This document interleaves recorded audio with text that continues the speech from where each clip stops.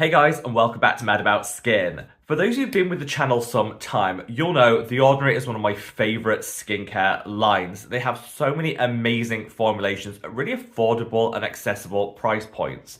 However, as with any skincare brand, not every product from The Ordinary can be a hit. And having tried just about every one of their products over the years, in today's video, I want to share with you when The Ordinary failed us. Those products that really missed the mark and what I don't think are worthy of a place in your skincare routine. Hopefully, this will help you make the right decisions when it comes to your individual skin's needs and save you some coin along the way. Sit back, relax, let's talk some fails from The Ordinary. Now, before we get into today's video, just a quick reminder to do all that YouTubey stuff if you haven't already. If you could reach down and give this video a big thumbs up and a like. Here on Mad About Skin, I'm always entirely sponsorship and paid partnership free, which enables me as an independent content creator to talk about those products that are less amazing that a brand might be offering alongside some of my holy grails. I don't have to worry about where that coin is coming from in terms of sponsorships, so I can speak freely to you guys and hopefully help you make the right decisions when it comes to your own skin's needs. If you want to support me as an independent content creator, like I say, the best way of doing that is by reaching down and giving the video a big thumbs up. I'd also love to hear from you guys when it comes to your personal biggest fail from The Ordinary. What's that product that just didn't work? Drop it in the comment section below because I feel like we can learn from each other when it comes to our own skincare journey. I've got a lot to cover in today's video, so I think it's time we cut that waffle and we delve straight on in. So I'm going to kick things off with products that I don't necessarily think are a fail, but rather The Ordinary have kind of made them redundant. And that's The Ordinary Natural Moisturizing Factors and The Ordinary Squalane Cleanser. Now, both of these products are actually amazing and I've used them consistently in my skincare routine. But some of the newer launches from The Ordinary have kind of one-upped them, usurped them, and I think these two are kind of now a little bit redundant. When it comes to skincare, always remember, use what works for you. So if you personally love these, then absolutely continue to use them. This is just my take on it. But The Ordinary Natural Moisturizing Factors plus Hyaluronic Acid was their OG original moisturizer. Effective, affordable, everyone loved it.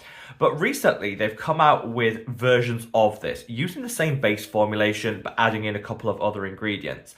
They have their natural moisturizing factors with phytoceramides, amazing for drier skin types.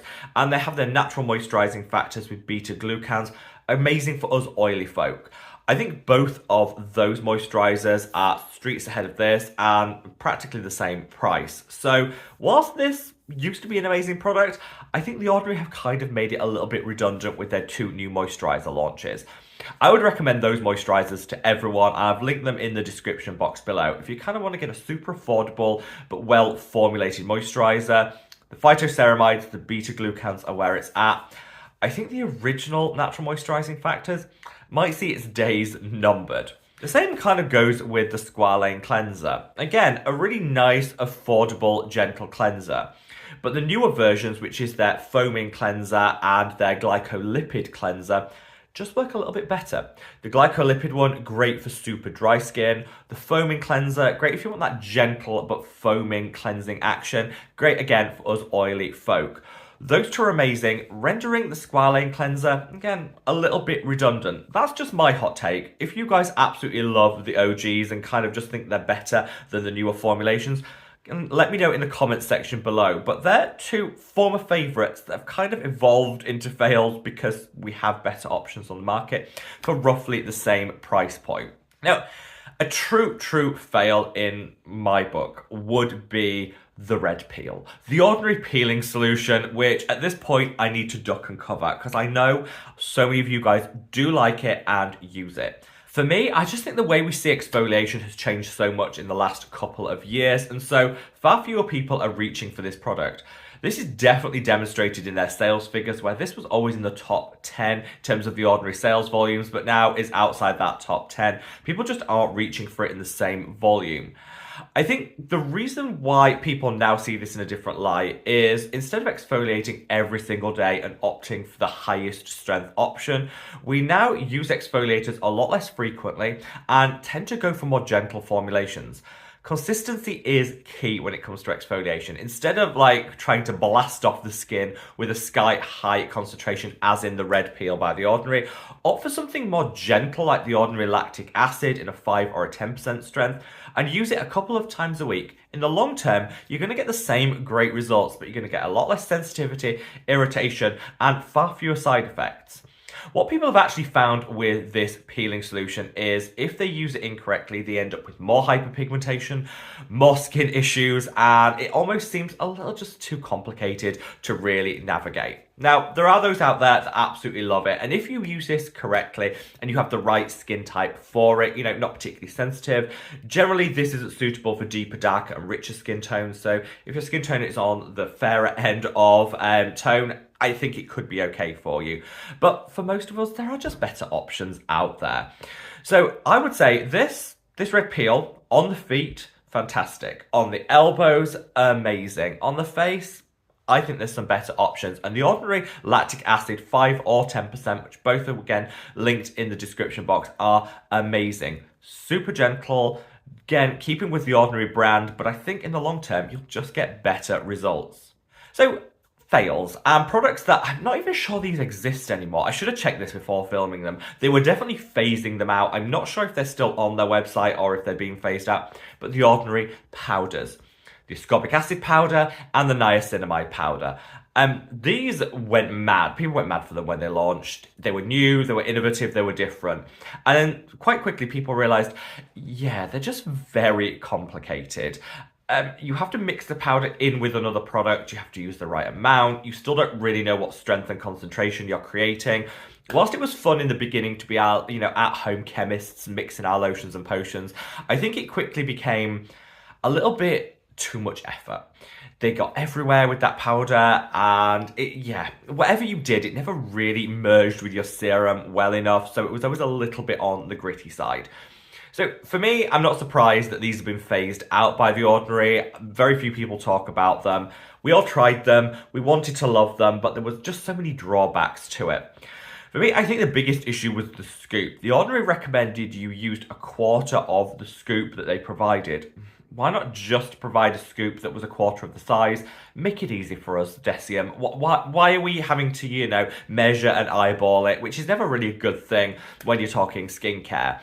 Again, people didn't really know what strength they were using. It was a bit of a hot mess.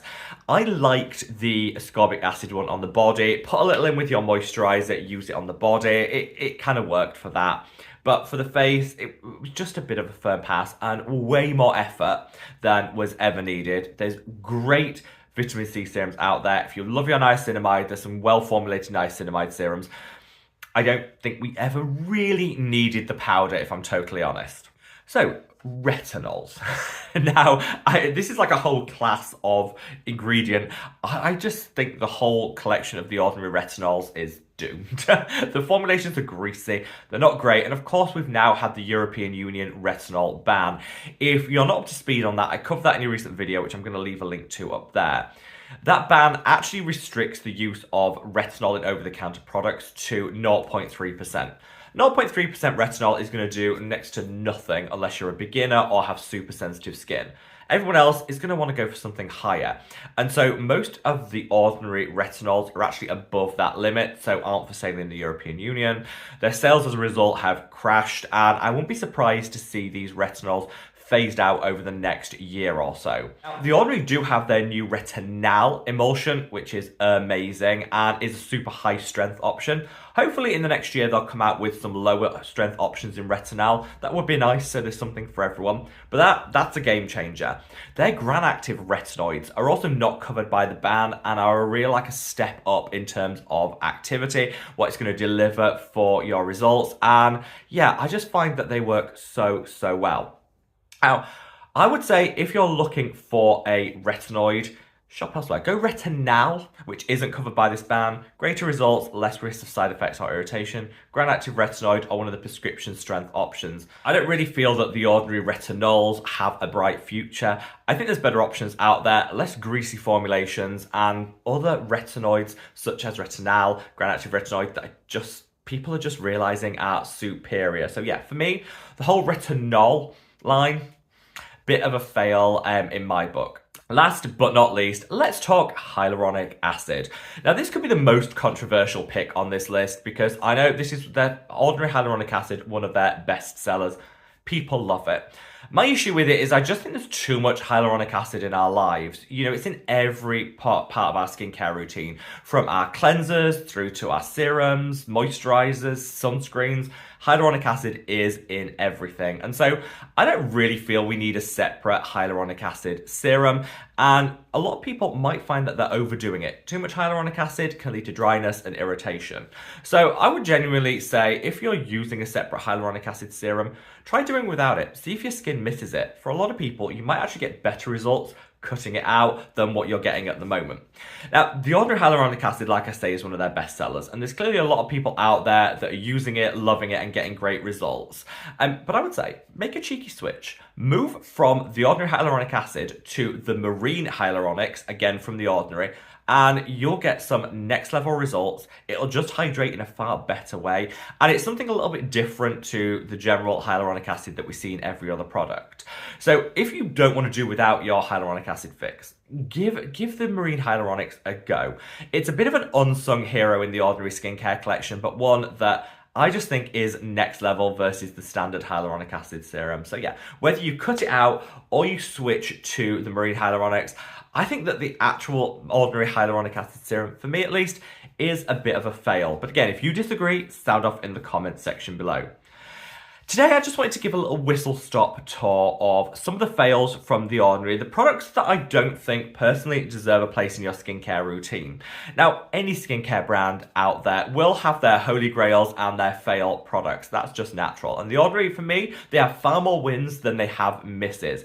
I spoke about my favorites in a recent video, which again, I'm going to link up there. Definitely one to check out if you want to get those positive vibes flowing again. But today, I thought it was important to kind of talk about those products that might be overhyped and not actually going to deliver the results that we're hoping for. And this, to me, are the ones that just were a pass.